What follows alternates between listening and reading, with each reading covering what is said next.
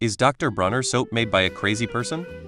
Yes, Dr. Bronner was a very odd person. The packaging on the soap is all stuff from his personal belief system, including a belief in the goodness and unity of all humanity, and some inspiration from Jewish and Christian religious texts. Dr. Bronner died in 1997, and since then his family has continued to run the company, and they have kept all the packaging just the way he liked it. It was made by a crazish person, but he died. Now his less crazy family runs the company. That soap is God tier, highly recommend. Not crazy. He just believed in living a wholesome life based on core tenets that cover the packaging. He passed, but his family runs the company. They cap their income proportionate to their lowest paid workers, donate often, and all of their marketing is based on word of mouth. Genuinely one of the only ethical companies I can think of. Stuff You Should Know did an episode on him earlier this year. I highly recommend it. Dilute, okay. I don't care how crazy that fucker is, the peppermint soap could be made by Jeffrey Dahmer and I would zero fucks.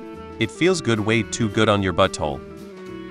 The Jewish guy from a soap-making family in Germany who started it had his life torn apart by WW2 and Nazis who killed his family. He begged them to come to America too, but they waited too long and were killed.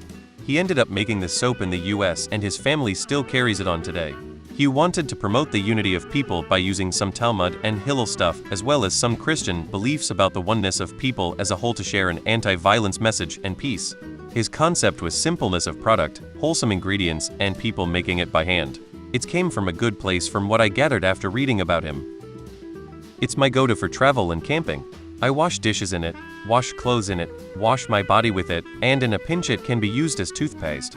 If you are camping in bear country, use the unscented. Bears assume anything that smells like peppermint tastes good. Edit, spelling. I love this stuff so much. It's the only product in my shower shelf. Best soap ever. Also kind of fun to read if you were like really fucking high before you hop in the show. Schizophrenic people can also create good products. It's also the only soap that doesn't irritate my sensitive eczema-prone skin. There's a great podcast by Stuff You Should Know if you want to learn more about Dr. Bronner. To be thorough about the subject, the peppermint soap recipe changed from how it was in the 70s, and the ramblings on the label got a little less out there too, but good stuff. After I wash with Dr. Bronner's, I feel I have an aegis of righteousness around me all day. Dr. Bronner's has been around for a long time. It's great soap, a wonderful company. It used to be sold almost exclusively in health food stores in from 60s through the 90s. It was like a cult product for hippies. Camping stores carried it too. I worked at a tiny health food store in the early 90s. Dr. Bronner's two sons had taken over the business and they came to our store to promote the soap. They were so wild happy. They played guitar and sang. It was a trip. Dr. Bronner did escape from a mental institution at one point, but I don't think he was crazy. The labels have been that way since I was a child. The price of the product has gone up quite a bit, but worth every penny. It's kind of nice buying from a company that cares about its employees and the world. His grandson is David Bronner and seems like lots of fun as well. Sometimes you have to be crazy to do something extraordinary. Like the guy who invented graham crackers. But no, it's really great soap. It's a little crazy sounding, but for the most part I agree with it other than the religious aspects.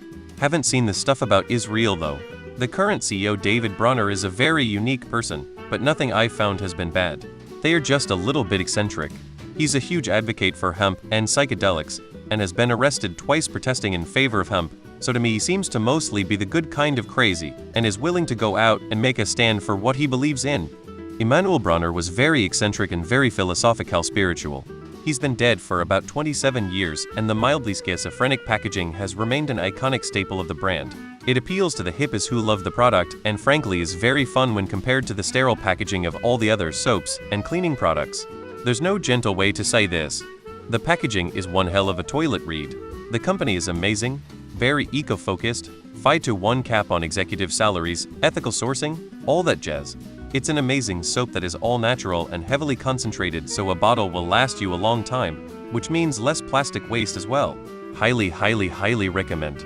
Just dilute it or it will practically strip your epidermis off, Elmao.